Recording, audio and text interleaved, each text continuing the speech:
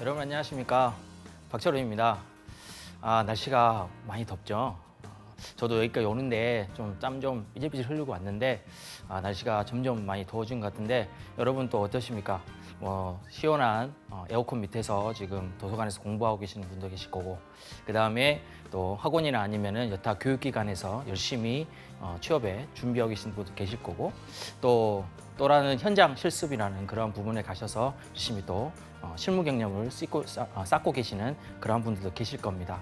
근데 지금 현재 이 직무 특강을 통해서 여러분들이 지금 하고 있는 것들과 통합을 시킨다면 올해는 분명히 여러분들한테 좋은 소식이 있지 않을까라는 생각이 듭니다. IT에 관련되어 있는 부분들을 계속적으로 지속적으로 제가 직무 특강을 하고 있습니다. 그런데 엊그제도 제가 한 친구를 만나가지고 이렇게 통화를 하면서 물어봤어요. 지금 현재 하고 있는 일이 뭔지 아니? 라고 물어봤더니 현장 실습을 하고 있던 애였거든요. 그런데 저는 복사만 하고 있고 그 다음에 여러 가지 다른 것은 하지 못하고 있습니다 라고 해서, 아니 그러면은 요청을 해서 좀 해보면 좋지 않겠니? 했더니 요청을 했는데 2, 3주, 4주 정도밖에 안 되니까 그냥 옆에서 그냥 이러한 일들만 배우고 그냥 가라 라는 얘기를 해서 자기는 그냥 앉아있다 라고 얘기했는데, 여러분들 그렇게 할 때는 가서 당당하게 얘기를 하셔야 됩니다. 이렇게 제가 여기 현장 실습을 왔는데 뭔가 하나를 더 배우고 하고 싶은데 일을 배우는 게 아니라 어떠한 일을 하고 있는지 이 회사에서, 그리고 이 직무에서는 실질적으로 어떠한 실무에서는 어떤 식으로 지금 이루어지고 있는지 그거라도 파악할 수 있게 제가 눈높이를 좀 맞춰주십시오라고 가서 당당하게 얘기를 하고, 그 부분에 대해서 여러분들이 가져가시는 게 좋지 않을까라는 생각을 한번 해보면서 그 친구한테도 그렇게 얘기를 했었습니다. 그랬더니 그 다음날 바로 가서 얘기를 해서 그렇게 진행을 했다고 하더라고요. 그래서 여러분들은 지금 뭔가를 가지려면은 여러분들도 요구를 할 줄 알아야 되고요. 그리고 그 요구 사항에 대해서 뭔가 받아들일 수 있는 그러한 자세, 그 자세가 분명히 필요하다는 거 명심하시고 오늘도 한번 열심히 가보도록 하겠습니다. 자, 오늘은 데이터에 관련되어 있는 총망라한 그러한 산업과 그 다음에 거기에 직무에 관해서 첫 번째 시간과 두 번째 시간 나누어서 진행을 해보도록 하겠습니다. 자, 데이터라고 하면은 제가 여러분들 몇 주 전에도 제가 말씀을 드렸던 부분 중에 빅데이터에 관련되어 있는 부분들 말씀드렸고요. 데이터베이스에 관련된 부분들 아직 제가 직무 특강 안 했지만은 빅데이터에 관련된 부분들은, 빅데이터 분석에 관련된 부분들은 제가 말씀을 드렸는데요. 기억나십니까? 안 나시면은 몇 주 전에 거를, 1, 2주 전에 거를 찾아보시면 제가 빅데이터 분석에 관련된 부분을 제가 또 말씀드렸으니까 그걸 한번 더 보시고 오시면 좋을 것 같은데요. 데이터에 관련된 부분들이 왜 이렇게 중요시 되고 있고, 그리고 왜 또 그런 산업들, 그리고 그 안에 있는 직무들이 어떻게 지금 구성되어 있는지 여러분들한테 또 한번 낱낱이 또 파헤쳐 볼 테니까 여러분들이 원하는 부분이 어딘지 보시고 꼭 그 부분을 캐치하시기 바랍니다. 자, 오늘은 그래서 IT 분야의 취업 전략을 해서 데이터 산업과 직무 분석 부분을 한번 해보도록 하겠습니다. 자, 여러분들 여기 보시면은 잘 알고 계시는 분들이 나올 겁니다. 우버죠. 그리고 페이스북이고, 그 다음에 에어비앤비 나와 있습니다. 여기 세 개를 알고 계신 분들 계실 거고, 모르고 계신 분들도 계실 겁니다. 그런데 대부분 다 알고 계실 텐데 이 세 개의 특징이 뭘까요? 이 세 개 회사의 특징이 뭘까요? 그렇죠. 실질적으로 우리가 하고 있는 것들은 없는데 거기에 주축이 되고 있는 그러한 기업들이죠. 자, 우버는 택시가 없습니다. 그죠? 택시가 없는데 택시 최강자의 택시 회사를 지금 운영하고 있죠. 그리고 페이스북입니다. 페이스북 같은 경우에도 미디어 파일들이 거의 가지고 있는 게 없는데 최강의 미디어 기업으로 지금 우뚝 서 있죠. 그리고 에어비앤비 같은 경우에는 그 공유되어서 우리가 이 숙박을 할 수 있는 그러한 부분들이죠. 이 기업 같은 경우에는 숙박을 가지고 있는 그러한 시설들이 없습니다. 자기들 가지고 없는데 숙박에 관련되어 있는 부분 중에서 1위를 달리고 있는 그러한 이 부분들이죠. 이 세 개 회사의 이 특징이 뭘까요? 그리고 공통점이 뭘까요? 그렇죠. 데이터입니다. 그래서 이 세 개의 회사가 각 택시의 데이터, 그죠? 택시 회사들의 데이터, 그리고 페이스북이라는 것은 이 많은 사람들이 가지고 있는 이 미디어에 관련되어 있는 데이터들, 그리고 에어비앤비 같은 경우에는 숙박을 가지고 있는 그러한 사람들, 그리고 숙박을 하고 싶어하는 이렇게 연이오고 싶어하는 영업을 하고 싶어하는 그러한 사람들에게 데이터를 받아가지고 운영만 할 수 있는 이 데이터를 운영을 잘 해줄 수 있는 그러한 회사들이기 때문에 우리가 지금 현재로서는 1위의 회사로 지금 우뚝 서 있는 부분들이죠. 여러분들 이걸 들으시면은 어떠한 생각이 드십니까? 그렇죠. 데이터가 그만큼 중요하구나. 이제는 데이터만 알고 있어도 이러한 자료들 있죠. 데이터만 알고 있어도 내가 어느 부서에 가더라도 떵떵거리면서 살 수 있겠구나라는 생각을 해볼 수가 있을 겁니다. 그럼 이 세계 회사에서 가장 으뜸으로 되어 있는 기술력은 뭘까요? 당연히 IT 기술력이겠죠. 그래서 우리 회사의 이 부분들을 또 보면서 한번 얘기해 보도록 하겠습니다. 자, 첫 번째로 나와 있는 부분은요. 데이터 산업의 동향 부분입니다. 자, 데이터 산업의 동향 부분, 방금 전에 우버나 아니면은 페이스북이나 아니면은 에어비앤비 같이 우리가 데이터만 가지고 1위의 업체로 올라오는 그러한 이 기업들처럼 이러한 데이터 산업들은 어떠한 동향력을 가지고 있는지 한번 알아보도록 하고요. 여기에는 우리가 2017년 데이터 산업백서, 우리가 데이터 진흥원에서 나왔던 부분이긴 한데 거기에 분석을 제가 낱낱하게 또 분석을 해왔기 때문에 또 여러분들한테는 아주 좋은 정보들이 될 겁니다. 자, 여기 한번 볼까요? 요거는 제가 또 재미삼아서 또 가져와 왔는데 한번 보도록 하겠습니다. 재미삼아서 보겠지만은 그래도 여러분들한테 완전히 필요한 부분이기도 합니다. 자, 2018년도에 데이터 산업의 이슈 10가지를 우리가 설문조사를 해봤어요. 그래서 여기도 마찬가지로 백서 부분에서 백서를 낼 때 우리가 해봤는데 10가지가 어떤 것들이 들어가 있느냐. 연령별 응답자들 같은 경우에 직업별 응답자, 그다음에 성별 응답자에 따라서 우리가 분류를 해봤고요. 그다음에 설문 항목들이 몇 가지가 나와 있습니다. 자, 설문 항목 같은 경우에도 데이터, 자신이 필요성 및 그 부분이 공감대가 확산될 수 있느냐 이런 부분이라든지 아니면은 퍼스널 데이터의 시대가 도래할 수 있느냐 아니면은 지금 많이 나오고 있는 스몰 데이터의 취급 부분도 있죠. 그리고 데이터 기반의 의사결정 확대가 우리가 될 수 있느냐 이러한 것들을 우리가 설문조사를 해봤더니 뭐 1위로 나온 것들이 우리가 데이터 자신의 필요성 그리고 개인 데이터에 관련되어 있는 부분들이 훨씬 많이 우리가 이슈화 될 것 같다라는 그러한 설문조사가 나왔고요. 그 다음에 사물인터넷 이렇게 만들어지는 생성되어지는 사물인터 같은 경우에는 우리가 실시간으로 많은 걸 만들어내고 있죠. 그래서 이러한 데이터의 급증과 활용 이런 것들이 확산되겠다라는 그러한 내용을 가지고 왔고요. 그 다음에 데이터 환경으로서의 클라우드 환경이 그만큼 많이 만들어질 것이다. 이 클라우드 환경은 우리가 데이터하고 전혀 무관하게 생각하시면 안 됩니다. 저희가 클라우드 개발자 직무를 할 때도 설명을 드렸듯이 데이터가 많아지면서 우리가 서버라는 개념에서 우리가 클라이언트 개념으로 클라우드 개념으로 우리가 넘어갔다라고 제가 말씀도 드렸고요. 그리고 클라우드 개념 자체가 많은 데이터, 그죠? 그리고 빅데이터를 우리가 수용하기 위해서 만들어낸 그러한 이 용어다. 그리고 개념이다라고도 말씀을 드렸기 때문에 여러분들이 데이터, 지금 현재의 데이터는 우리 데이터를 여러분들이 얘기하실 때는요. 클라우드 개념을 그렇게 넘겨서는 절대 안 될 것 같아요. 자, 그래서 우리가 이슈 10가지를 우리가 좀 나눠봤더니 데이터 자신의 자산적 가치에 대한 공감대가 확산되겠다. 또 사물인터넷 등의 데이터 급증과 활용이 되겠다. 또 데이터 확산의 클라우드 확산이 되겠고 그 다음에 데이터 서비스가 다양화될 것 같고요. 그 다음에 유통이 활성화될 것 같다. 그리고 데이터 전문가들이 수요가 급증할 것 같다.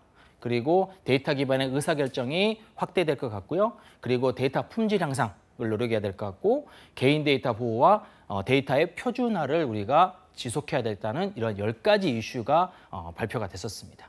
그래서 여러분들이 여기서도 제가 이렇게 장담하는 부분들은 뭐냐면은 당연히 데이터는 개인화되어 있는 데이터들이 많아질 거고 그 데이터들의 품질이 제대로 되어 있는지를 우리가 확인할 수 있는 그러한 부분들도 많아질 거고요. 그리고 이거를 보호하는, 그죠? 정보 보호도 마찬가지죠. 보호할 수 있는 보안적인 부분도 많이 이슈화 될 것 같다라는 것을 여러분들도 알고 있지만 지금 현재의 올해도 마찬가지지만 내년에도 이러한 것들이 이슈화 될 것 같다. 이거는 데이터를 다루고 있는 실무진들이 우리가 실무진들한테 우리가 메시지를 남겼고 그러한 설문조사를 가져왔기 때문에 신빙성이 있는 부분이라고 생각이 듭니다. 그중에 우리가 6번째 있는 데이터 전문가의 수요가 급증할 것 같다. 그래서 데이터를 우리가 다루는 그러한 인력들이 많이 필요할 것 같다라는 그러한 이슈가 발생했죠. 발생할 것 같죠. 2018년도에는. 그렇게 된다음에는 데이터에 관련되어 있는 산업뿐만 아니라 인력에 관련된 부분들. 그래서 여러분들한테 그만큼 기회가 갈 거라는 생각을 해볼 수가 있을 것 같습니다. 자, 그래서 연령별 탑 10을 우리가 한번 알아보면요. 일단 20, 30대, 여러분들 지금 거의 20, 30대 친구들일 텐데 우리가 IoT의 데이터들이 비중을 가져가겠다. 그리고 데이터 서비스, 자산가치 전문가 쭉쭉쭉 나와가지고 데이터 표준화까지 이렇게 나와 있고요. 그리고 40대는 이제 한 10년 차에서 한 20년 차 아니면은 각 회사의 대표님을 하고 계시는 분들이 계실 거고 중역급들을 하고 계시는 분을 보실 텐데 우리가 데이터의 자산 가치를 제일 먼저 꼽았고요. 그다음에 IoT 등에서 나오는 그다음에 데이터의 유통 생태계를 우리가 좀 더 꼽았고요. 그리고 클라우드 개념, 그리고 데이터의 품질과 표준화 부분은 제일 아랫단계에 우리가 표준화되었고요. 그다음에 50대 같은 경우에는 여기도 마찬가지로 데이터의 자산 가치를 제일 먼저 위에 올려놨습니다. 자, 그리고 60대에서는 클라우드와 데이터 자산 가치를 1, 2위로 가져간 것을 여러분들이 보실 수 있을 것 같아요. 이거를 딱 봤을 때 여러분들이 무슨 생각을 해야 되냐면 지금 현재의 데이터를 다루고 있는 그러한 실무진들 그리고 우리를 뽑아줄 그 사람들이 무엇을 원하고 있느냐? 데이터의 자산 가치에 관련되어 있는 직무를 원하고 있겠구나. 그리고 클라우드에 관련된 부분들을 원하고 있고 IoT에서 등에서 나오는 데이터의 처리 부분을 어떻게 해야 되는지 그 처리할 수 있는 직무들이 무엇이 있는지 여러분들한테 원하고 있겠구나라고 바로 캐치를 할 수 있어야 됩니다. 캐치하셨습니까? 그러면 다시 한번 계속 가보도록 하겠습니다. 자, 그러면 데이터베이스 우리가 잡프레임이 있는데 이거는 데이터베이스 진흥원에서 우리가 만들어냈던 그런 부분이기 때문에 참고로 한번 보시기 바랍니다. 전문 영역과 생명주기, 그다음에 MEC와 실무 정역에 관련되어 있는 부분이 남아 있는데요. 우리가 전문 영역 같은 경우는 데이터와 DB, 그다음에 DW, 빅데이터 영역에 관련된 설계와 구축, 그리고 생명주기는 IT 프로토의 개발, 그다음에 실무 적용 같은 경우에는 IT 현장에서 실무적으로 우리가 적용시킬 수 있는 부분까지 이거를 우리가 데이터베이스의 잡프레임 안에 들어가 있는 부분이라고 말씀을 드릴 수가 있을 것 같아요. 이 중에서 여러분한테 직접적으로 해당하는 부분들은 전문 영역 부분에 있는 부분이겠죠. 그래서 데이터베이스를 우리가 어떻게 설계를 하고 어떻게 구축을 하고 또 어떻게 활용을 할 것인지 그거에 대해서 여러분들이 알고 계시면 좋을 것 같고요. 그다음에 설계, 구축, 그다음에 운영 이 3개 파트를 여러분들이 하나만 잘 하시더라도 괜찮을 것 같습니다. 왜냐하면 설계하는 사람과 구축하는 사람과 그리고 운영하는 사람들은 다르게 운영을 많이 하고 있기 때문에 여러분들이 3개 중에서 나는 그래도 기획이나 설계 쪽에 나는 관심이 좀 많다. 그럼 데이터 기획 쪽으로 가시면 되고요. 그다음에 나는 개발 좀 잘할 수 있다. 그러면은 데이터베이스를 구축할 수 있는 그런 SQL문도 잘 다루고 그다음에 리눅스 관련되어 있는 OS도 잘 다룬다라고 생각했을 경우에는 MS에 관련되는 윈도우 다뤄도 상관없겠지만요. 그 다음에 나는 운영을 해야 되겠다. 이것들을 만들기는 좀 그렇고 내가 운영을 할 수 있다. 잘 운영할 수 있고 툴도 잘 사용할 수 있다라고 판단이 되시는 분들은 운영 파트로 가시면 되겠습니다. 자, 그리고 데이터 산업의 전체 시장 규모. 그러면 우리가 데이터라는 곳을 우리가 가지고 있는 시장 규모는 얼마나 될 것인가? 시장 규모가 그렇게 많지 않으면 당연히 사람들도 안 뽑을 거고요. 우리가 관심을 가질 필요도 없을 텐데 초반에 제가 말씀드렸지만 데이터라는 그런 한 단어가 여러분들의 인생을 그렇게 바꿔놓을 수 있겠다. IT에서의 데이터, 이거는 안고 없는 찐빵이다. 라고 얘기할 수 있습니다. 그래서 여러분들이 여기에 만약에 데이터 산업 전체 시장 규모를 보게 되면은 2016년까지 어떻게 되냐면 크죠. 그래서 한 136, 832 그래서 한 엄청나게 13억 정도, 140억 정도 우리가 그만큼 많이 지금 이슈화되고 있는 부분이고요. 그리고 천천히 보세요. 왜냐하면 위로 쭉 올라가는, 그죠? 쭉 올라가는 그런 형태로 보이기 때문에 2016년도뿐만 아니라 2017년 올해 마찬가지고 2020년까지 계속적으로 증가할 그러한 예상을 해볼 수가 있습니다. 그 다음에 데이터 산업의 직접 매출 시장 규모는 직접적으로 어디 부분이 매출을 이루고 있는가? 그러면 이 매출이 이루고 있는 것은 뭐냐면 여러분들이 지원을 하려면 어디 부분에다가 지원하는 게 많은 사람들을 뽑을 거고 그리고 취업할 수 있는 그러한 기회가 더 많을 건지 그거를 판단해 보시라는 건데요. 자, 데이터 솔루션과 데이터 서비스 그리고 데이터의 구축 컨설팅 부분 이 세 가지 파트로 나눈다면 지금 현재로서는요. 우리가 증감 형태로 나가면 3.2.0에서 5.3까지 즉 데이터 솔루션 부분이 그만큼 많은 그러한 퍼센테이지 이루면서 증가 상태로 가고 있고요. 그리고 데이터 구축 컨설팅도 2.0% 많지는 않지만 그래도 꾸준히 계속 일어나고 있는 그러한 부분이라 생각이 듭니다. 그래서 오늘은 저희가 데이터 솔루션, 데이터 서비스, 데이터 구축 컨설팅에 관련된 부분들을 하나씩 알아보도록 하겠습니다. 자, 그리고 데이터 직무의 인력 현황들이 나와 있습니다. 자, 여러분들이 가장 알아보고 가장 관심이 있는 부분이 이 부분이라고 생각이 들어요. 그렇죠. 왜냐하면 내가 왜 여기에 지원을 해야 되는지 뽑지도 않은데 지원할 수는 없잖아요. 그래서 얼마만큼 데이터 인력들이 필요하고 그래 얼마만큼 지금 부족한지 여러분들이 알아봐야 되기 때문에 자 데이터의 직무 인력 증감률을 보게 되면은 지금 현재로서는 1.9%가 증감하고 있습니다. 자 1.9%가 증감하고 있다는 것은 지금 현재의 데이터 전문가들이 그만큼 없다라는 것이죠. 그리고 데이터 직무 인력 현황 같은 경우에는 지금 현재로 추가 인력이 1692로 16,000명 정도가 아직까지도 많이 필요하다라고 얘기할 수 있고요. 그래서 데이터 직무 인력 증감률을 한번 보게 된다면은 자 여기 데이터 분석가, DA, 그다음에 데이터 사이언티스트, 데이터 컨설턴트, DBA, 그다음 데이터 개발자, 데이터 기획 마케터 이렇게 많은 데이터에 관련되어 있는 직무들이 여러분들이 그리고 직업들이 이렇게 표시가 되어 있는데 그중에 데이터 분석가, 즉 빅데이터에 관련되어 있는 지금 현재로서는 빅데이터가 그만큼 이슈화되고 있으니까요. 빅데이터에 관련되어 있는 분석가들이 그만큼 많이 인력이 증감이 되고 있다라고 얘기할 수 있고요. 그다음에 데이터 사이언티스트도 그만큼 많이 들어오고 있는데 DBA나 데이터 개발자 그리고 데이터 기획 마케터들은 감소 추세로 가고 있죠. 그래서 지금 현재로서는 이 데이터를 활용할 수 있는 이걸 분석해서 활용할 수 있는 부분을 가져가는 거지 데이터를 만들어낼 수 있는 부분으로 가져가는 게 아니다. 이거를 초점을 맞출 거면 여러분들이 이제는 뭘 해야 되냐면 데이터가 발생한 것들을 수집을 하는 방법들을 익히시고요.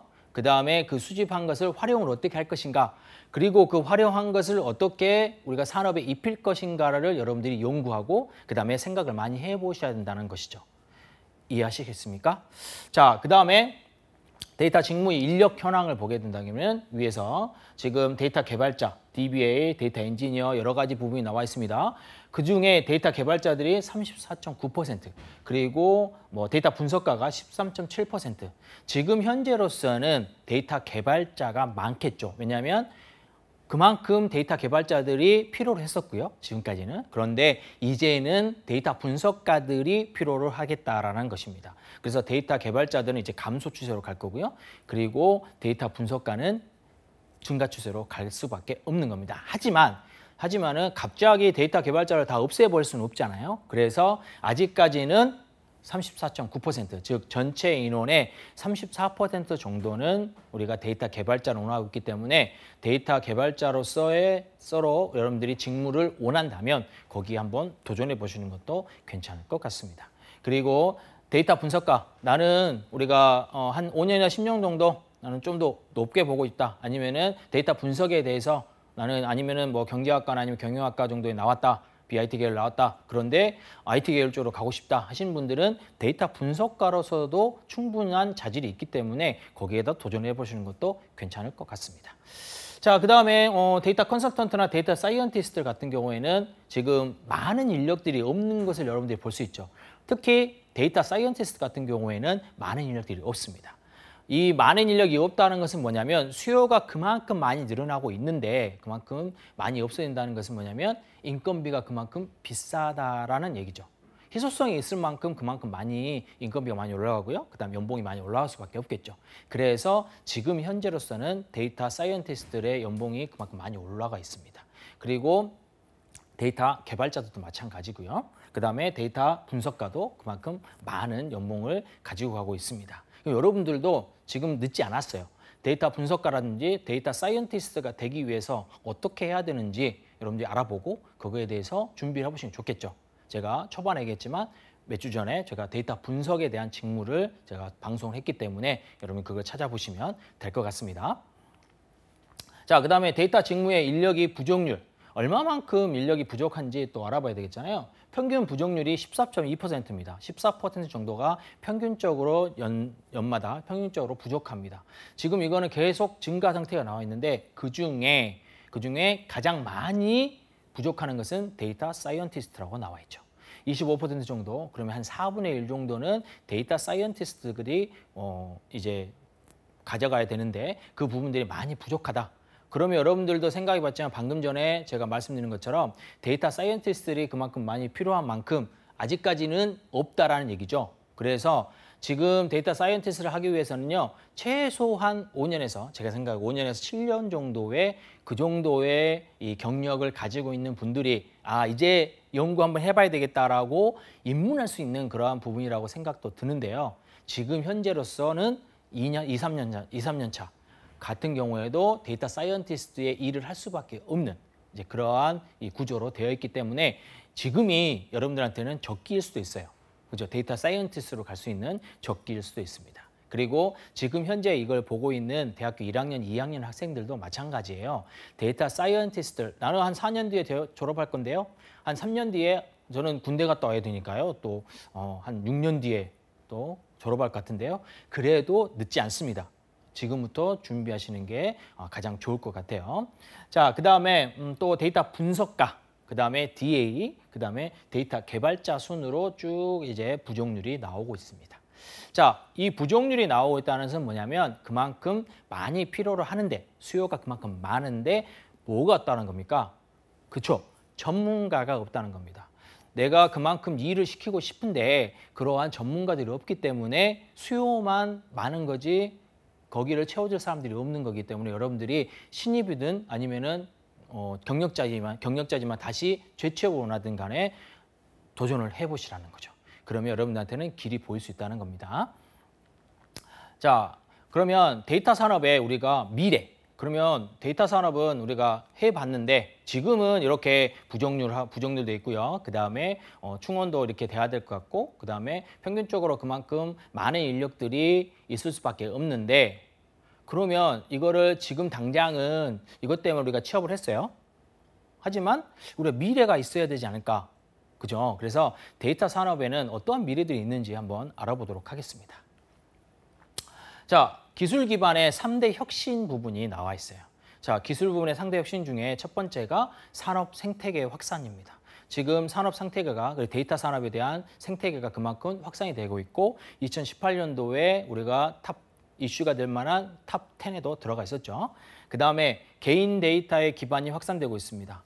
여러분들 개인 데이터가 얼마나 많습니까? 그죠?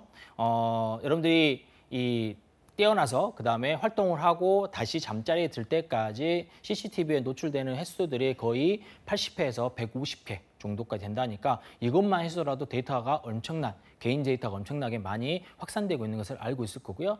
그 다음에 스마트폰 관련되어 있는 부분들도 많죠. 스마트폰에 여러분들의 개인 데이터들이 그만큼 많이 쌓이고 있다는 것은 여러분이 그만큼 잘 알고 있을 겁니다. 잘 알지 못하더라도 내가 데이터를 계속 저장을 하고 있고 그 다음에 이 스마트폰을 구매를 하실 때 여러분들 가장 먼저 본 게 뭐예요? 모델? 아니면은 뭐 회사? 그런 것도 있겠지만은 용량을 보시는 분들 계시죠. 나는 이 음악을 많이 듣는다 아니면은 영화를 많이 본다 아니면 사진을 많이 찍는다. 이러한 이러한 특정 때문에 난 용량을 많이 보시는 분들 계시는데 그 용량을 보시는 분들은 당연히 뭐가 고민이냐면 데이터의 저장이죠. 그렇죠? 그래서 개인 데이터의 저장이 그만큼 확산이 되고 있다는 것을 여러분들이 눈여겨보셔야 되고요. 그 다음에 인공지능 기반의 혁신이죠. 그래서 인공지능, 즉 알파고에 의해서 우리가 많이 이슈화되고 있고 지금은 현재 각 그 기업에 그리고 특히 금융권에 관련되어 있는 부분에서는 이 AI에 관련되어 있는 부분들이 그만큼 많이 지금 되어 있고요. 그 다음에 언론계에서도 이 AI에 관련되어 있는 부분들이 나오고 있습니다. 뭐냐면 이제 지금 기사를 컴퓨터가 쓰고 있죠. 모르신다고요? 있습니다. 컴퓨터가 지금 써가지고 옛날에 몇 주 전에 뭘 해놨냐면 사람이 쓴 거하고 그다음에 컴퓨터가 쓴 기사를 두고 사람들한테 물어봤어요. 이거 중에 컴퓨터가 쓴 글이 있는데 어떤 게 컴퓨터가 쓴 글일까요? 라고 물어봤을 때 대부분의 사람들이 이겁니다 라고 선택한 게 뭐였냐면 사람 글이었습니다. 왜냐하면 컴퓨터가 그만큼 정확하게 정확하게 그만큼 썼다는 것이죠. 그래서 사람이 썼다는 것은 오타도 좀 있었고요. 이 부분이 있어가지고 오타가 좀 있은 거 보니까 컴퓨터가 좀 썼겠구나라고 사람들이 평가를 했었는데 그게 아니라 아예 정확하게 만들어진 게 이러한 언론 부분의 AI, 즉 인공지능 관련된 부분이고요. 그 다음에 이제 아직은 보편화되지 않았지만은 금융업계에서도 이 콜센터 있죠. 이 콜센터에서도 AI가 이제 발명이 돼가지고 같이 진행이 되고 있다는 겁니다. 이 AI 부분에서는 챗봇이라 그래가지고 이제 사람과 컴퓨터가 같이 대화할 수 있는 그러한 서비스인데요. 여러분들 지금 현재 인터넷 뱅크, 그죠? K뱅크하고 그다음에 카카오뱅크가 며칠 전에 카카오뱅크도 이제 큰 이슈화를 이루면서 우리가 만들어냈지만 거기에서 쓰고 있는 방식들이 대부분 챗봇 방식입니다. 그래서 컴퓨터와 그다음에 사람과의 대화에 따라서 전형적인 룰이 있겠지만은 그 전형적인 룰에 따라서 대답을 해주겠지만은 그래도 뭐가 있냐면 그만큼의 이 사람들의 말을 그리고 사람들의 의견을 잘 수렴할 수 있다는 것이죠. 그게 이제 인공지능 확산에 따라서 진행되고 있는데 이 세 가지를 다 아울러서 가져간다면 뭐였다냐면 데이터 기반의 혁신이다라고 얘기할 수 있습니다. 이 세 개 다 뭐냐면 데이터가 없이는 그만큼 발전할 수가 없다라는 얘기죠. 자, 그리고 산업생태계 혁신의 부분에서 하나의 예를 들어왔는데 여기는 이제 항공기. 그죠? 항공회사에 하나의 예를 들어왔습니다. 근데 항공회사에서도 마찬가지예요. 항공회사에서는 그냥 항공기만 띄우면 될까요? 아니죠. 사람들의 그 항공기에 탔던 그런 사람들의 안전이라든지 아니면은 이 교신이라든지 아니면은 또 그러한 상태들을 체크하는 것들을 예전에는 사람들이 다 체크를 했다면 지금은 컴퓨터들, 그죠? AI 관련된 부분, 그 다음에 이러한 여러한 기기들이 장착이 되면서 센서들이 장착이 되면서 그게 자동적으로 체크가 될 수 있는 이제 그러한 부분으로 산업 생태계가 혁신을 이루고 있다라는 것을 보여주는 거고요.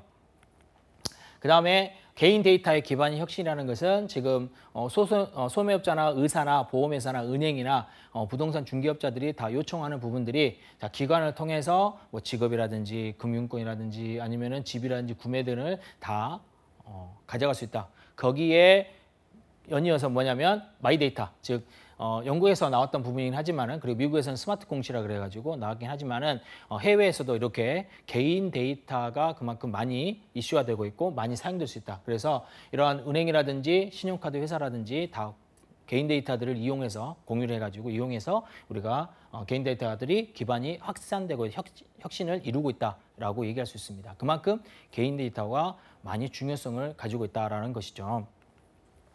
자, 그 다음에 개인 데이터의 혁신, 기반 혁신의 공공 데이터 부분도 나와 있습니다. 여러분들이 공공 데이터를 하게 된다면은 가장 먼저 떠올려야 되는 게 뭐냐면은 서울에서 그리고 전국에 있는 버스에 관련돼 있는 시간표들 있죠. 그 시간표에 버스의 도착 시간들이 쭉쭉 나오죠. 그게 바로 여러분들이 그냥 쉽게 알 수 있는 공공 데이터입니다. 그래서 각 시청에서 지자체에서 제공해주는 그런 부분이기 때문이죠. 그 다음에 인공지능 기반 혁신이라고 생각되는 것은 자 발전 방향을 보게 되면은 처음에는 자료를 가시화하고요. 그 다음에 정보화하고 일반화하고 그거를 지식화하고 그 다음에 그거를 학습해서 지혜로 만드는 그러한 부분이 예전에는 그렇게 진행됐다면 지금 현재로서는 데이터를 우리가 분석해서 인공지능이 자율화 그래서 이거를 딥러닝이라는 거죠. 머신러닝을 통해서 바로 행동으로 보일 수 있는 그러한 것으로 발전을 했다라고 얘기할 수 있습니다. 이게 인공지능 기반의 혁신이라고 얘기할 수 있어요. 이 데이터, 즉 이것도 마찬가지로 인공지능에서도 쓸 수 있는 데이터라는 것은 데이터가 기반이 되어 있고 그거를 어떠한 방식으로 발전해 갔느냐에 따라서 여러분들이 판단을 해볼 수가 있겠죠. 자, 그러면 데이터 세상과 비즈니스 모델. 우리가 데이터 세상은 지금 현재 제가 말씀드린 것처럼 많은 그리고 초반에 우버랑 그다음에 에이비앤비까지 말씀드렸지만은 우버는 택시가 없는 회사지만 1위의 택시 회사. 그리고 에어비앤비는 숙박 기업이 없으면 숙박 시설이 없지만은 1위의 숙박 기업을 가지고 있는 그러한 이 데이터 세상의 비즈니스 모델들을 가지고 가고 있기 때문에 그만큼 데이터의 산업들이 귀중이 있다라고 얘기할 수 있습니다. 그다음에 지능정보 시대의 데이터의 전문가들의 이 추이를 본다 그러면은 어떤 식으로 되어 있습니까? 데이터 사이언티스트, 데이터 분석가, 빅데이터 분석가에 따라서 지그재그로 나와 있지만은 다 어떤 식으로 되어 있냐면 증가 형태로 가고 있는 것을 여러분이 보실 수가 있을 것 같아요. 그 증가 형태로 간다는 것은 당연히 데이터 사이언티스트나 데이터 분석가나 빅데이터 분석가가 그만큼 필요하다. 그럼 여러분들 지금 내가 데이터에 관련해서 관심이 있다 하시는 분들은 당장 뭐부터 하셔야 되겠습니까? 데이터 사이언티스트가 뭔지, 빅데이터의 분석가가 뭔지, 데이터의 분석가가 뭔지, 이 직무들이 어떠한 일을 하는 건지, 아니면 어디에서 내가 역량을 키우려면 어떻게 해야 되는 건지 당장 알아보셔야 되겠죠. 자, 그래서 이러한 데이터 전문가들 우리가 낱낱이 한번 우리가 이 각 기관에 따라서 우리가 구분을 해봤어요. 그래서 한국 데이터진흥원에서 나오는 부분을 한번 보도록 하겠습니다.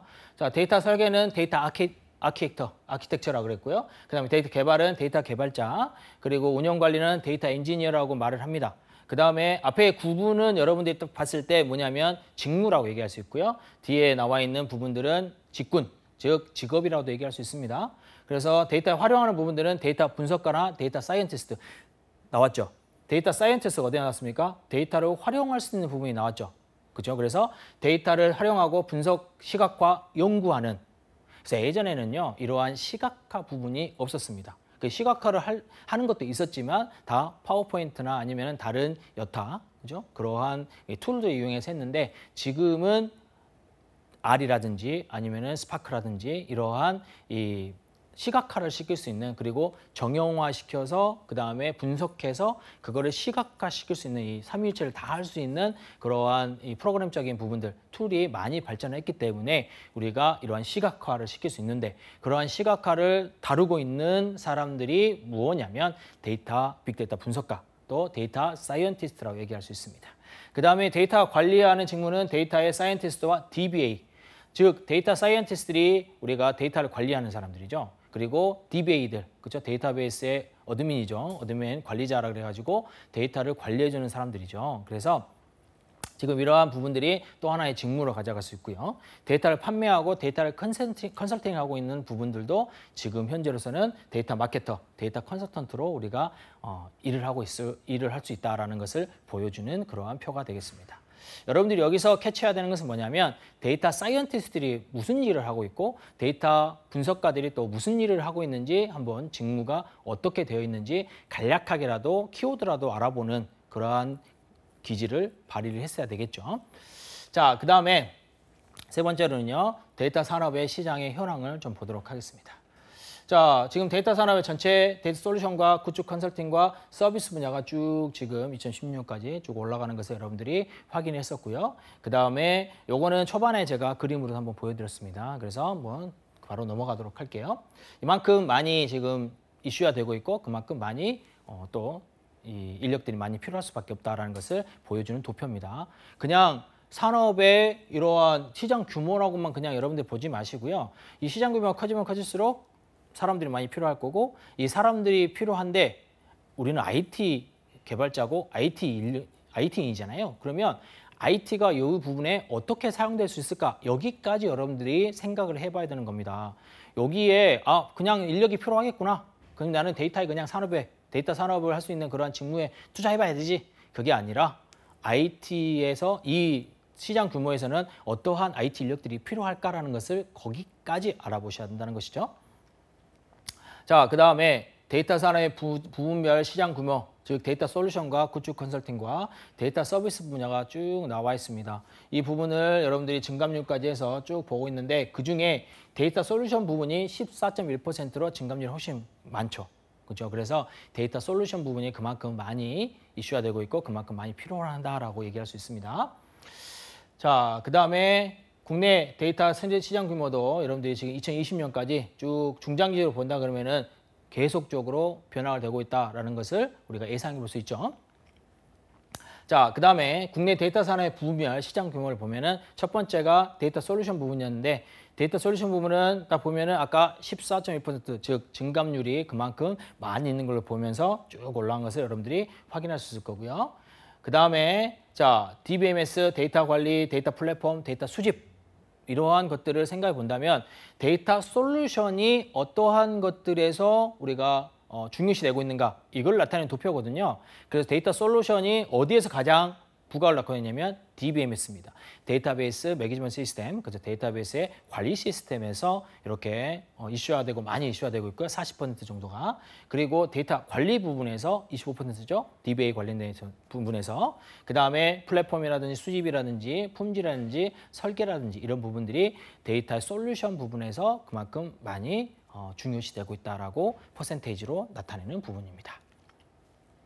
그 다음에 이거는 또 이제 아까 그림으로 나타내는 부분을 우리가 숫자로 나타내는 부분이라서 데이터 수집 부분이라든지 설계, DBMS, 관리, 품질 사람들이 이렇게 그림 이렇게 도표로 보여주면은 이렇게 숫자로 좋아하는 분들이 계셔서 숫자로 좀 보여드렸는데 여기도 마찬가지로 데이터 관리 부분이 20.7% 그리고 데이터 수집 부분이 17.5%로 그만큼 많은 비중 그리고 많은 이 업데이트를 할 수 있는 업데이트를 하는 그러한 이 분야라고 지금 나타내는 그러한 내용이 되겠습니다. 자, 그다음에 데이터의 구축과 컨설팅 부분인데요. 여기도 마찬가지로 2016년까지 쭉 많은 몇 정도냐면 1.5배 정도, 그죠? 2010년도보다 2016년까지 1.5배 정도의 이런 부분들도 많이 키워져 있었죠. 그리고 자, 데이터 구축에 관련된 부분들만 가져갔을 때는 여기 보면은 2015년, 2016년에 좀 주춤합니다. 그죠? 좀 주춤하긴 하지만은 그래도 2016년부터 계속적으로 올라오고 있었고요. 그래서 아까 말씀드렸지만 데이터 솔루션 부분이 가장 많이 지금 성장세를 보고 있고 데이터 구축이나 그다음에 컨설팅 부분은 아직 좀 성장률이 좀 적다라고 말씀드렸고요. 그다음에 데이터 컨설팅 부분도 마찬가지로 쭉 가는데 여기도 마찬가지로 2015년, 16년 작년까지 보니까 그만큼 많이 감소폭이 많이 증가폭이 많이 줄어들었죠. 그래서 데이터의 구축과 그다음에 컨설팅 같은 경우에는 그만큼 많이 필요하지 않는다. 하지만 그래도 필요한 부분이 있다라는 것은 여러분들한테 얘기를 줄 수 있는 거예요. 그다음에 데이터의 서비스 부분입니다. 데이터 서비스 부분은 지금 쭉 같이 올라오고 있지만 이것도 마찬가지 2015년, 16년에서 좀 주춤하는 부분이 있겠지만은 데이터 서비스 부분은요. 데이터가 있는 한은 계속적으로 지속적으로 우리가 할 수밖에 없는 그리고 뽑을 수밖에 없는 그러한 분야이기 때문에 여러분이 데이터 서비스에 관련된 산업, 데이터 서비스 관련된 직무 여기에 관련해서는 여러분들이 좀 파악을 좀 많이 해놔야 될 것 같아요. 그다음에 자 데이터 서비스에 관련된 부분들을 좀 볼까요? 그래서 데이터를 거래하고 정보를 제공하고 그다음에 데이터를 분석하고 제공하는 부분들이 데이터의 서비스를 할 수 있는 직무라고 얘기할 수 있는데 그중에 자, 비중이 어떤 게 제일 큽니까? 그렇죠. 데이터를 분석해서 제공하는 부분이 18%, 약 19%로 가장 많은 증가세를 보이고 있죠. 그리고 전체적으로는 8.3%, 지금 현재로서도 계속적으로 꾸준히 올라오고 있는 것을 볼 수가 있을 겁니다. 그다음에 데이터 산업의 인력 현황들 볼까요? 자, 데이터 직무와 데이터 직무 외적인 부분을 봤을 때는 우리가 4.1% 증감률이 4.1%가 데이터의 직무, 그다음에 데이터 직무 외에는 2.6% 전체적으로 한 3% 정도의 데이터의 산업의 인력 현황이 이제 증감률이 보이고 있고요. 그다음에 데이터 솔루션과 구축 컨설팅 서비스에 관련해서 구체적으로 나눠본다면 여기도 마찬가지로 데이터 구축의 컨설팅 부분 8.8%, 즉 증감률이 지금은 컨설팅 부분들이 많이 왜냐하면 빅데이터를 우리나라에서도 빅데이터 전문가들이 그만큼 많이 없습니다. 실질적으로. 왜냐하면 수요만큼 많이 없다는 것이죠. 그래서 이러한 컨설팅을 많이 받을 수밖에 없는 거죠. 내가 이렇게 하려면 어떻게 해야 됩니까? 컨설턴트가 당연히 필요한 거죠. 그래서 그만큼 컨설턴트 많이 올라갈 수 있는 부분이고요. 그다음에 자, 전 산업의 내 데이터 직무 인력 현황을 좀 보게 된다면 일단 데이터 산업과 일반 산업 이걸 두 눈에 나눌 수 있는데 데이터 산업은 4.1%, 일반 산업은 마이너스, 즉 증감이 감소될 수밖에 없었던 그러한 현상으로 보여서 전 산업에서 1.9%의 증감률을 보이고 있다. 아주 미묘하죠. 미묘한. 그런데 데이터 산업에서는 그만큼 많이 지금 올라오고 있기 때문에 데이터 산업은 그만큼 여러분들이 관심을 가지면 좋겠다. 그다음에 직무 현황들은 여러분들이 아까 제가 그래프로 봤기 때문에 그냥 넘어가도록 하겠습니다. 자, 그다음에 빅데이터 관련의 일련 현황들. 자, 빅데이터 관련된 부분 중에서 데이터 분석가와 데이터 사이언티스트 한번 볼까요? 분석가 14%, 그다음에 사이언티스트는 자, 전 산업 내에서 100%를 차지하고 있습니다. 얼마나 중요합니까? 그렇죠? 여러분들 당장 데이터 사이언티스트나 데이터 분석가가 될 수 있게 빅데이터에 관련해서 될 수 있게 준비를 해보시는 게 어떨까요? 자, 그다음에 국내 데이터의 직무 인력 수요 관해서 데이터 개발자는 34.9%. 지금 현재로서는 34.9%가 필요하다고 얘기했죠. 제가 초반에 말씀드렸던 부분인데 계속적으로 감소하고 있는 상태고요. 지금 현재로서는 감소한 상태지만 우리가 1, 2년 뒤에는 뭐가 가장 많이 올라갈 수 있다? 데이터 분석가. 그다음에 데이터 사이언티스트들이 그만큼 차지할 수밖에 없다라는 거 말씀드렸어요. 자, 그다음에 인력 부족률을 보게 된다 그러면은 자, 10.7%, 10.5% 관련된 부분으로 인력들이 부족하고 있습니다. 이러한 인력들을 부족한다는 것은 뭐냐면 그만큼 필요하다는 거니까 이러한 직무 여러분들이 확인해 보시면 좋을 것 같고요. 그다음 자, 국내 빅데이터의 시장 현황을 간단하게 알아보도록 하겠습니다. 이거는 제가 빅데이터 분석할 때 좀 말씀드렸으니까 스킵하는 부분이 좀 많을 거예요. 그래서 지금 현재로서는 2016년까지 계속적으로 빅데이터의 시장이 그만큼 많이 발전을 하고 있는 거고요. 그다음에 시장 규모도 마찬가지죠. 정부, 기관, 그리고 민간 시장에서만큼도 많은 지금 형태로 가져오고 있습니다. 그리고 2016년도 작년 같은 경우에는요. 우리가 공공 부분뿐만 아니라 민간 부분에서도 71% 정도 우리가 전체적으로 100% 봤을 때 민간 부분에서 그만큼 반 이상 한 70% 정도를 우리가 가지고 우리가 있다. 왜 그러한 시장 규모를 가지고 있다는 것이죠. 그다음에 기업의 빅데이터 시스템 투자나 아니면은 정부 공공시장의 같은 부분에서도 우리가 내용을 보게 된다 그러면은 투자 부분이나 아니면 분석 부분, 그죠? 이러한 부분들이 많이 차지하고 있다는 것을 여러분이 눈여겨볼 수 있을 것 같아요. 자, 그다음에 이 데이터 서비스 동향을 한번 알아보도록 하겠습니다. 자, 데이터 서비스는 우리가 방금 전에 세 가지 봤었죠. 데이터 솔루션, 그다음에 데이터 구축과 그다음에 컨설팅, 그다음에 데이터 서비스 관련된 부분 봤는데 데이터 서비스의 동향들은 어떻게 되는지, 그러면 데이터 서비스라는 것은 무엇인지 한번 알아보도록 하겠습니다. 자, 데이터 서비스는 데이터, 정보, 지식 등을 우리가 활용해서 사용자의 요구에 맞게, 이게 가장 중요한 부분이고요. 그다음에 고용된 툴을 통칭해서 우리가 데이터 서비스라고 합니다. 그리고 추천 시스템 같은 경우에는 개인의 취향을 우리가 컴퓨터가 알아서 지금 판단을 해가지고 제공해주는 그러한 부분이 많을 거고요. 그다음에 마케팅과 공공 서비스도 마찬가지죠. 우리가 많은 사람들이 쓰고 있는 그러한 패턴들을 다 읽어가지고 마케팅을 한다든지 아니면은 공공시설 같은 경우에 그렇게 서비스 해준다든지 이곳에서는 물을 많이 먹습니다. 그러면 거기다 뭘 놔야 되겠어요? 물이 나오는 그러한 정수기라든지 아니면 물이 나오는 그러한 부분을 놔야 되겠죠. 이러한 것들이 공공 서비스에 투입될 수 있다는 부분들이죠. 이것도 데이터의 분석에 따라서 진행할 수 있다는 겁니다. 그래서 유형별 데이터 서비스 같은 경우에는 가장 우리가 알아볼 수 있는 부분들은 인공지능을 활용한 지능정보 서비스인데요. 자, 계속적으로 2025년까지 엄청난 증가세를 보이고 있는 거니까 인공지능에 관련된 부분들은 여러분들이 관심을 좀 많이 가지셔야 됩니다.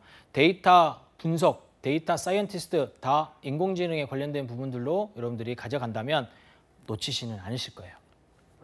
그다음에 OTA라고 해가지고 구글에서 지금 사업을 하고 있는데 각 지점마다의 뭐가 들어가 있냐면 호텔이나 아니면 이런 부분이 나와 있는데 거기에 부분마다 다 어떠한 사업들을 가지고 갈 수 있는지 이러한 지역 기반, 그다음에 위치 기반 사업들도 그만큼 많이 데이터 서비스 산업으로 우리가 곽광을 받고 있다라고 얘기할 수가 있겠습니다. 자, 지금 몇 가지를 지금 계속적으로 우리가 알아봤는데요. 데이터에 관련돼 있는 데이터 산업에 관련돼 있는 동향과 그다음에 데이터 산업에서 어떠한 인력들이 필요하고 그다음에 어떠한 직무가 지금 현재 많이 이슈화되고 있는지, 그리고 여러분들이 지금 현재 내가 데이터 산업, 즉 데이터에 관련돼 있는 직무를 준비하고 싶어 하실 때는 어떠한 부분 말씀드렸죠. 빅데이터 분석과 그다음에 데이터 사이언티스트에 관련돼 있는 부분으로 조금 더 확장을 시켜서 여러분 보신다면 여러분들한테는 가장 좋은 판단력을 가질 수 있을 거라고 생각이 듭니다.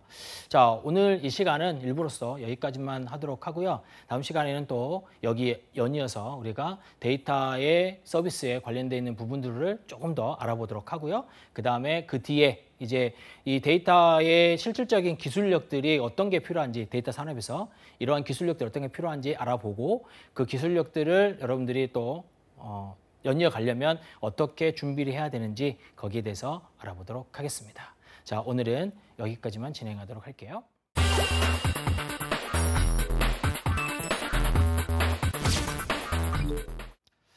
자, 오늘 또 이렇게 또 박철훈의 IT 실무자 생생 인터뷰 시간을 또 맞이하게 됐습니다. 자, 이 시간 많이 이제 기다려지시죠? 왜냐하면 직무에 관련돼 있는 부분들을 분석해가지고 여러분들한테 제공해 주는 건 맞지만 이러한 직무를 하고 계시는 실무자들이 어떠한 생각을 하고 있고 그리고 지금은 그 기업에서는 어떠한 이 직무에서 그 직무에서 어떠한 일들을 실질적으로 하고 있는지 그걸 알아보고 그다음에 여러분들한테 그 직무에 관련된 실무자들이 원하는 그러한 인재상과 아니면 역량들이 그리고 이거 정도는 여러분들이 오기 전에 공부해보든가 아니면 경험을 해봐라 이런 것들을 말씀을 해드리기 때문에 가장 여러분한테 필요한 부분이기도 합니다. 그래서 제가 매번 이렇게 인터뷰를 가서 제가 말씀을 드리고 있는데 어제도 제가 한 분을 또 만나고 왔는데 그분도 저한테 그런 얘기를 많이 하셨어요. 이러한 실질적으로 사람들을 만나는 시간들이 별로 없다. 왜냐하면 취준생도 마찬가지고 그다음에 기업도 마찬가지고 기업은 바쁘고 또 취준생들도 준비하기 바쁘기 때문에 실질적으로 만나는 것은 면접밖에 없지만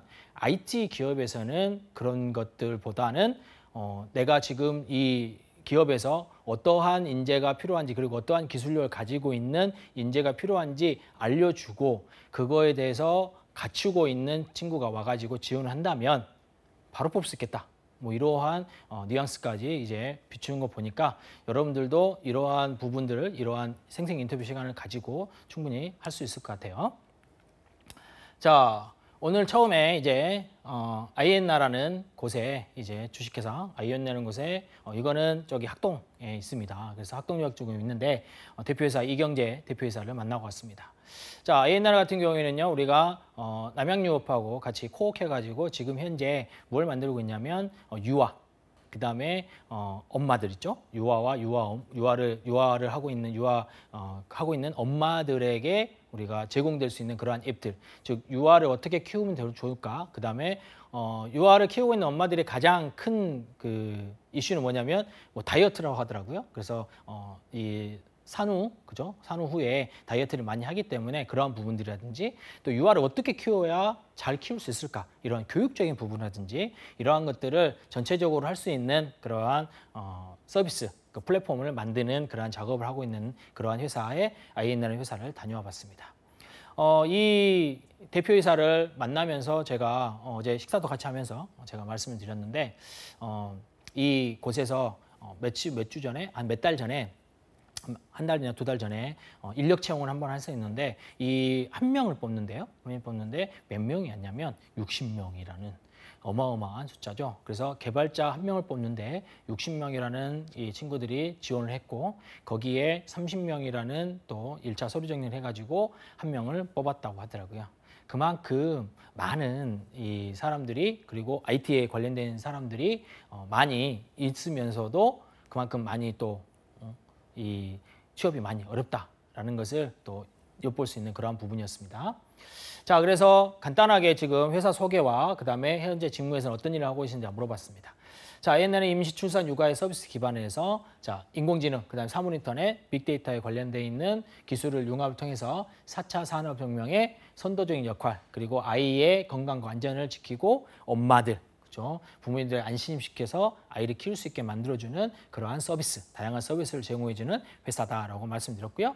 현재 직무에서는 대표회사 직책을 수행하고 있습니다. 그래서 직접 개발이 띄워지고 있고요. 그리고 경영, 관리, 대외협력, 사업 같은 거 따오는 것도 대표회사가 해야 되는 일이니까 거기까지 진행을 하고 있다라고 말씀을 했었습니다.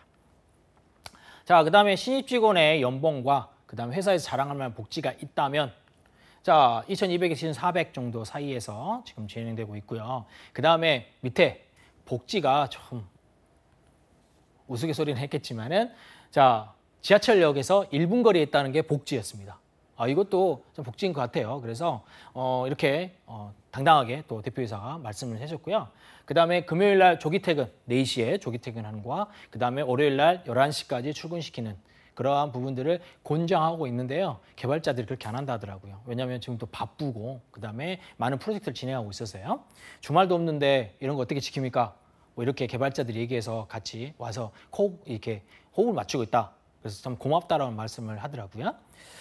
자, 그다음에 직급 체계는 어떻게 되고 현재 직무에서는 신입의 역량은 무엇이라고 생각하십니까? 자, 직급 체계는 관리직, 연구원, 일반 뭐 이런 식으로 되어 있는데 자, 연구원 쪽에서는 직급은 자, 팀원과 팀장으로 구분되고 있고요. 자, 현재 직무에 필요한 신입의 역량. 이 대표이사는 뭐라고 했냐면 신입의 역량은 필요 없다고 했습니다. 대신 뭐가 있었냐면 배운다는 자세. 배운다는 자세로 열심히만 일한다면 그리고 그게 회사에 보탬만 된다면 그게 가장 중요한 자세라고 얘기했습니다. 그래서 준비해올 거는 내가 회사에서 정말 내 역량, 내가 가지고 있는 그러한 스킬들 그리고 이 기술력들을 잘 해볼 수 있겠다는 것을 보여줄 수 있어야 된다는 것이죠.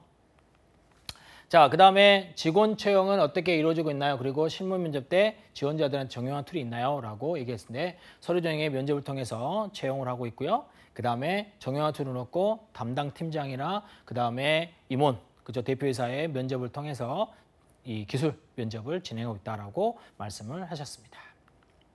자, 실무에서 어떤 면접자가 떨어지나요? 여기가 여러분들이 좀 관심을 가져야 되는 부분인데 자, 자신감이 없는 면접자. 그렇죠? 삐죽삐죽 앉아가지고 저는요 저거 해야 되는데 그러한 부분들이 있는데요. 자, 여기서 여러분들한테 팁을 하나 드린다면요. 면접장에 가시든 아니면은 면접장이 아니더라도 상관없어요. 자신감이 있는 사람과 자신감이 없는 사람을 우리가 판단할 때 가장 먼저 보는 것은 뭐냐면 어깨라고 합니다.